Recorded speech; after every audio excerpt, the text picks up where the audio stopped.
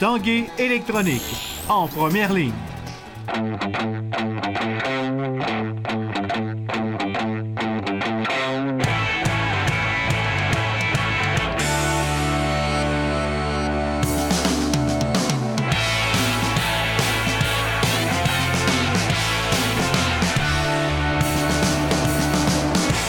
À tous, un bon mardi. Bienvenue à l'Esprit sportif. Aujourd'hui, nous sommes à l'Arena de Lévis où se déroulent les championnats provinciaux de curling masculin et féminin. Ça fait bien longtemps que la région n'avait pas reçu un tel événement. Chez les filles, c'était en 2008. Chez les garçons, en 1998. Et nous avons profité de notre passage aujourd'hui ici pour parler évidemment à des membres d'équipes favorites et aux membres de l'organisation. Reportage.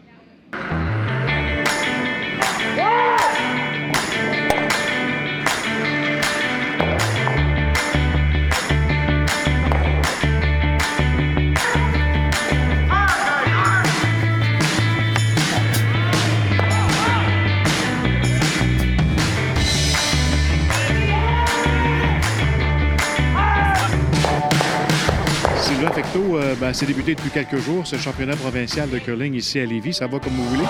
Absolument. On est super contents. Le public est au rendez-vous depuis dimanche, depuis le début du championnat. Donc, ça va très bien. On est très contents. Un engouement pour les équipes favorites, les championnes défendantes chez les hommes, chez les femmes qui sont ici du Club Etchemin. Effectivement. L'équipe de Jean-Michel Ménard, l'équipe de Marie-France Larouche, l'équipe de Martin Ferland, c'est des équipes qui sont du club de curling Etchemin. On a d'autres membres aussi du club de curling Etchemin qui sont dans d'autres équipes, Steven Monroe, Roxane Perron. Donc, c'est des équipes locales. Ça attire beaucoup.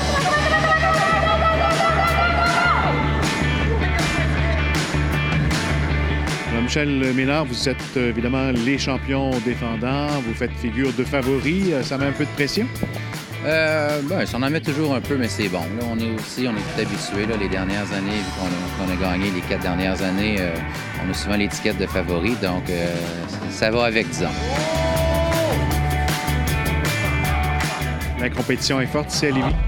Oui, écoute, c'est plusieurs bonnes équipes de la province. Là. Une bonne dizaine d'équipes qui peuvent avoir d'excellentes chances de représenter le Québec au Brier. Donc, c'est une question de timing, puis l'équipe qui va être la plus haute pendant la semaine.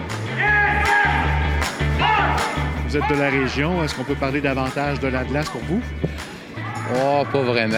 Écoute, peut-être les fans, là, mais au niveau là, de la glace en tant que telle, c'est le même technicien de glace qui est fait année après année. Donc, les équipes qui sont présentes ici, là, la plupart d'entre elles, c'est pour leurs premiers championnats provinciaux. Donc, on est habitués des conditions de glace qui nous sont offertes.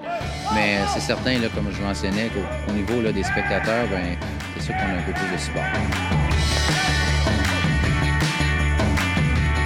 C'est bon pour le sport également, pour la relève? Il faut. Je pense qu'il y a plusieurs des équipes juniors qui ont été au championnat canadien les dernières années provenaient du programme junior du Etchemin. Donc, si on peut faire bonne figure puis montrer que le sport peut être intéressant puis attirer d'autres jeunes à essayer, là, ça va être positif pour notre sport.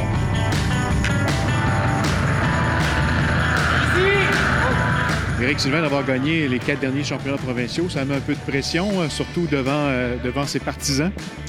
Oui, ça met un peu de pression. On aimerait ça gagner une cinquième fois consécutive. On sait par quel chemin passer, mais tu as raison que ça met une petite pression additionnelle. C'est bon pour le sport dans la région, évidemment, que la présentation de ces provinciaux. Ça fait longtemps que c'était pas venu ici.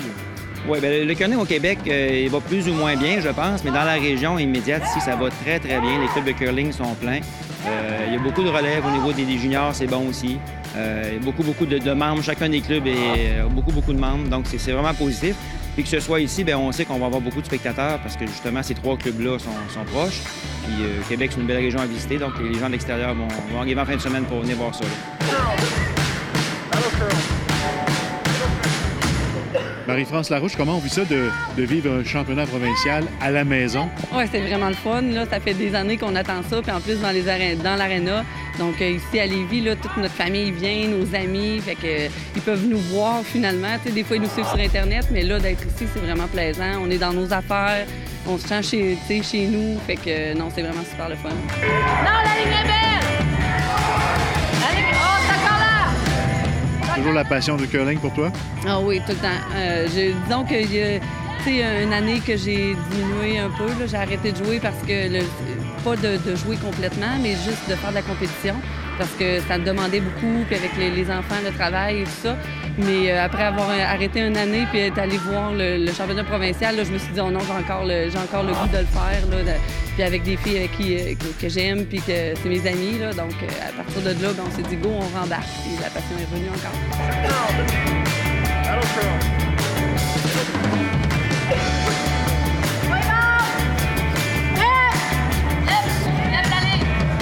L'équipe championne en titre, est-ce que ça met un peu plus de pression?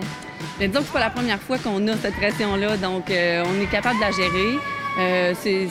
D'être favorite, oui, c'est une pression, mais on sait comment faire. C'est peut-être une distraction, mais on sait comment la gérer maintenant.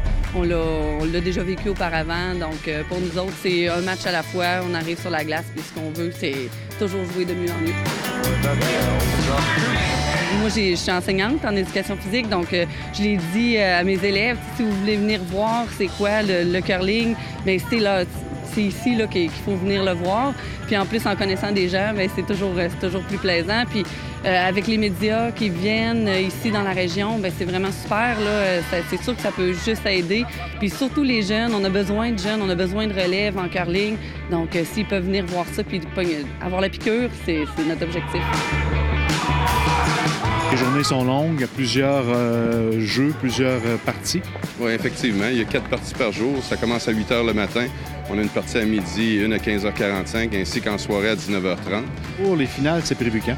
Les finales sont prévues pour le 15 janvier, dimanche le 15 janvier, donc les femmes à midi et les hommes à 15h45. Après la pause, on parle ski de fond.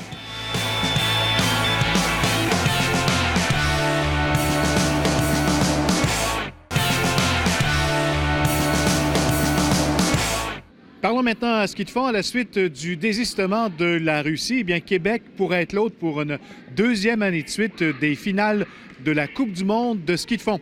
Stéphane Turcot en a parlé avec le président de Gestev, Patrice Drouin.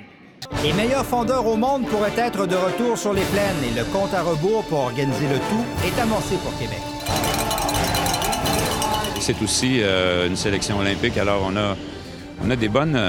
tout va dans le bon sens, mais c'est juste qu'on manque un petit peu de temps, mais on va essayer d'y arriver. Et pour y arriver, Patrice Drouin doit convaincre bien des gens afin de boucler le budget. C'est un budget de 3 millions de dollars. Il y a 4 millions de retombées économiques. On va parler de 50 000 visiteurs sur les plaines le jour de l'événement. Alors, il y a 3 jours d'événement. Je vous disais 35 pays, télédiffusion mondiale. Alors, c'est des retombées très, très, très intéressantes. Mais ça coûte cher à organiser ça parce qu'on a quand même de grandes responsabilités. Mais je vous dis que c'est pas dit qu'on ne pourra pas le faire. On a encore quelques jours de travail ardu, là. On va voir le résultat dans le courant de la semaine jusqu'à vendredi 13 qu'on a pour, mettons, on dirait, là, pour donner un signal à la FIS qui est assez fort sur est-ce qu'on est vers la tangente positive ou si on accuse un retard. Et lorsqu'on demande au grand patron Patrice Drouin d'évaluer les chances de Québec des plaines d'Abraham, de revoir ses skieurs de fond, les finales de la Coupe du monde de ski de fond comme l'an passé, il y va du traditionnel 50-50. Mais à peine après quelques secondes de réflexion, il s'ouvre davantage. Une moitié-moitié pour l'instant.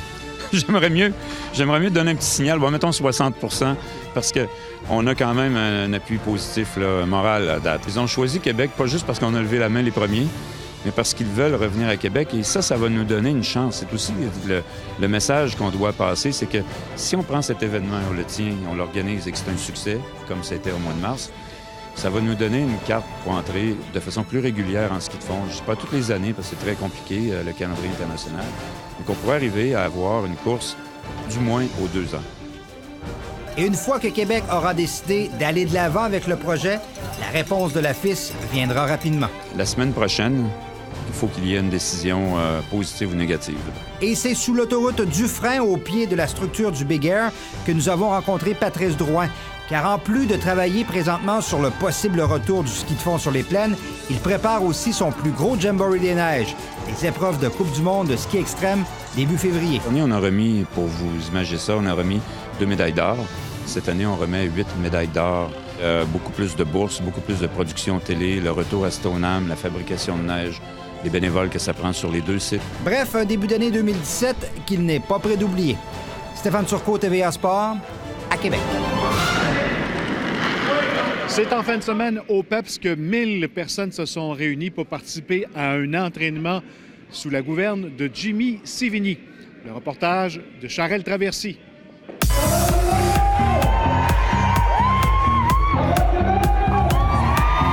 Un entraînement de groupe survolté. 1100 personnes ont exécuté les exercices du coach personnel et conférencier Jimmy Sévigny. 1 heure de cardio et des centaines de milliers de calories brûlées dans cette salle. Il pousse tout le temps vraiment les gens à bout, là, à bout de leur force, dans le fond. Tout ce qu'on est capable de faire. Ah, moi, ça fait tellement du bien. Là. Puis le fait de venir la faire en groupe aussi, c'est tellement merveilleux. On s'encourage. Il y en a une à côté de nous autres qui a de la misère. Tu l'encourages, d'où elle embarque. La musique, les gens, tout, là, c'est une belle rencontre. Parti de où, vous? De Drummondville. Oui, il y a des résolutions, mais il y a des gens qui se sentent interpellés par le message de la santé. Moi, ma mission de vie aujourd'hui, c'est de dire, venez bouger avec nous. Il y a 3 groupes débutants, intermédiaires, avancés. Puis c'est de prouver à ces personnes-là que c'est possible d'aimer l'activité physique, d'avoir du fun. Se prendre en main, Jimmy Sévigny est bien placé pour le comprendre. À 19 ans, il était obèse morbide et pesait 452 livres. Il a entrepris un virage extrême et a réussi à perdre 272 livres par lui-même. Désormais, 238 000 personnes le suivent sur les réseaux sociaux. Ce que je dis aux gens, c'est peut-être arrêter de regarder en arrière puis regarder de l'avant. On a tous et toutes un potentiel infini, mais il faut se donner 2 choses.